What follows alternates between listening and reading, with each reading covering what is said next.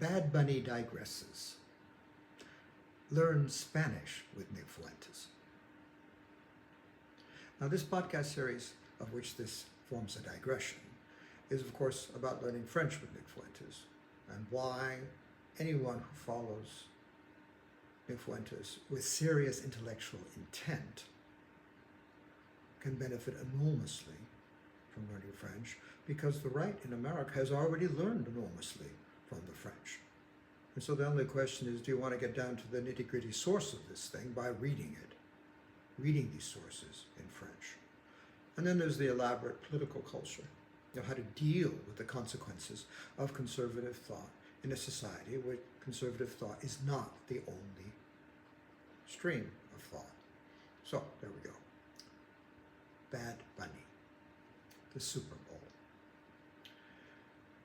caused a fury of reaction among conservative Republicans, MAGA people. Principal objection, and something we will return to, was that it was in Spanish. Now, if you've watched it, you know that its comic entertainment effect was enormous. It would probably go down as one of the most successful of Super Bowl halftime events culturally. I mean, Lady Gaga was there to give her sanction of approval, her blessing to the affair. And the scenes where all the flags of the countries of Latin America were paraded out briefly and named provoked apparently delight in the West Indies, which feels understandably culturally neglected in all of this. So, the Bad Bunny sensation inevitably provoked a reaction from everybody and anybody, including Nick Fuentes. And Nick Fuentes' response is quite interesting in that, partly as a joke, he went down this and took us down the rabbit hole with him, saying, well, I don't see what the problem was. I mean, so much of the imagery, music, what have you, was part of his upbringing in South Chicago. And, you know, his parents in Mexico City, this reminded him. And then he looks at the screen and says, just joking. But that allows him to deflect by buying the farm and then selling it. What his real point was, that the counter arguments, the counter musical, the counter events from the conservative right were rather small beer. I mean, they weren't redolent of a future of cultural influence, but a salute to a declining past. And this was an interesting cultural readjustment in how he sets out his case among his millions of followers, mainly young white men. Now I'm going to take a slightly different tack on this, because as has been rightly observed by one of the more amusing American stand-up comedians, a Latino, saying that, you know, Americans, white Americans, non-Latin Americans, love so many Latin American things: the food, the music, the atmosphere, if you will. What they don't like are the Latin Americans. The human objection. Latin American culture is all dandy, but Latin Americans are brown. And that is a fatal flaw. Certainly if you're concerned about the demographic decline of white America, there's a parallel in white England, if you're on the English, then you can see where we're going with this. Now, the Fuentes and French argument that I proposed here was a way of making conservatives more intellectually sophisticated and nuanced in their understanding of the sources of their ideas. And this, you know, this whole business of politics first, is nationalism, even National Socialism for that matter, or France first. These are right-wing ideas that come from France. Not all of them were first in France, but there's a shared linguistic, philosophic ecosystem from which these ideas derive and feed on one another. The great displacement, elimination of the white race is a French consideration. The dangers of a Muslim takeover are set off in a French novel of 2015. And that can be set against the Turner Diaries, if you will, or whatever text you care to consider. But this deepening and making it more nuanced is the point of my podcast here. And I think in that sense, Nick Fuentes learning French, are we learning French with Nick Fuentes? Are we all learning French together, especially to read French? Not to chat in a cafe in Paris, but to read French, to sit in our little office in Idaho, our North Miami, our San Diego, will do very nicely, thank you. Now, Spanish. When I was a student in high school, and I did a year of Latin, and after that I wasn't really good enough to proceed, because languages, as I've told you, are my strong suit, so I was given the choice between French and Spanish. And this provoked a jokey but revealing argument among those who chose Spanish or chose French. And those who proposed Spanish were battered by those who chose French by the battle cry, a very simple battle cry. When you talked about French literature, there were so many writers that even we as high school students at least knew by name. But the response to the people who wanted to do Spanish for us, for practical reasons, that we have Spanish-speaking neighbors or Spanish-speaking relations or Spanish-speaking, they have countries to visit. But the response to them, because we were taught to read and not other things, was, oh, Spanish literature, let me think, there's Cervantes, and then there's Cervantes, and oh, there's Cervantes. And there the thing ended. There was simply no comparison.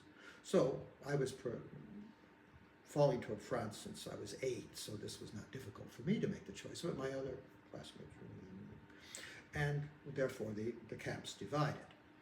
Now, going back to Bad Bunny and the world he presents, the visual, sound, cultural world he presents versus the world of living, breathing Latin Americans, there's a bridge there. And that bridge is the language.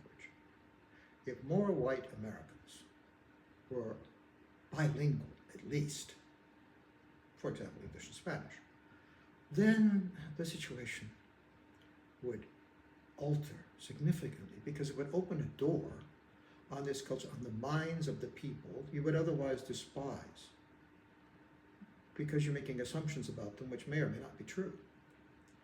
Now, note that if you have an intense nationalist connection, learning Hebrew and English doesn't open the same sort of door, because Israel is under siege. It's not an openness. It's the Alamo.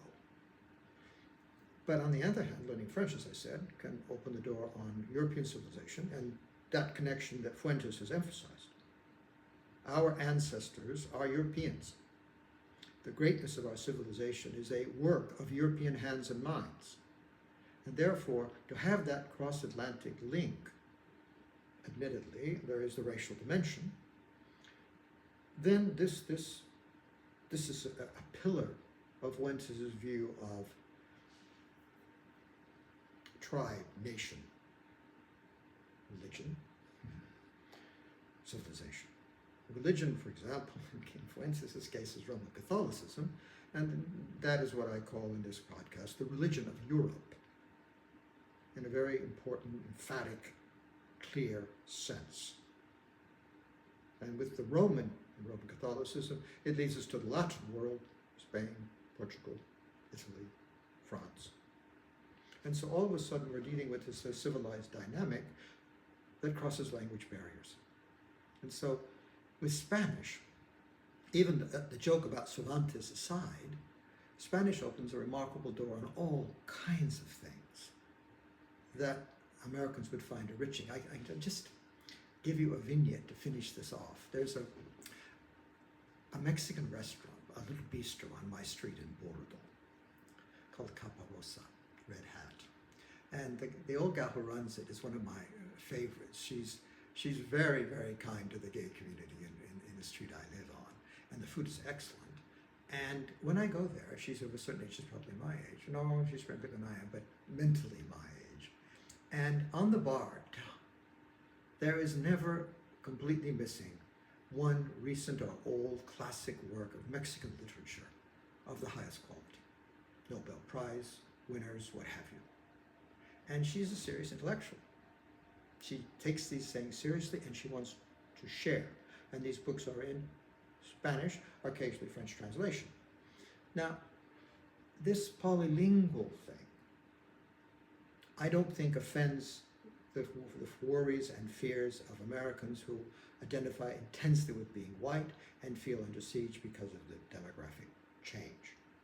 I think it would enrich their lives. It's something that any high school in America, wherever, could teach you, and any language will do.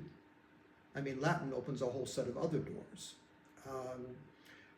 Take an unlikely prospect, something more relevant in our kingdom, is that for English people to learn Welsh to any degree will completely transform their worldview, because Welsh is so different. Welsh oral tradition, literary tradition, so different from England that there are points of contact, of course, Shakespeare, for example, but this goes on. So this notion of reading one way, reading as a method of coming to grips with one's own time and place, more securely, more reflectively, more nuance, more confidently, is what I would propose if we would learn Spanish with Nick Fuentes. Because not a bad idea at all. I will opt, of course, I'm selling French. But Spanish is a really, really interesting option in ways that reach beyond the superficialities of tourist travel. And actually, you begin to understand the people who are a significant minority in your country, and more importantly, opens up the rest of the New World, besides Canada, of course, and even French-speaking Canada, but opens up that whole Latin world, that vast Latin world of Brazil and Portuguese-speaking and Spanish-speaking in Latin America. And this is the stuff of conservative cultural revolution, because it takes us back to serious learning in the classroom, and at the same time it opens the door on our future, regardless of how the demographics go, because it's enriching, it's educating. You become more completely a person. As a great French, German, if you will, emperor proclaimed, to acquire another language is to acquire another soul. And I don't think Fuentes would object to white Americans acquiring another soul.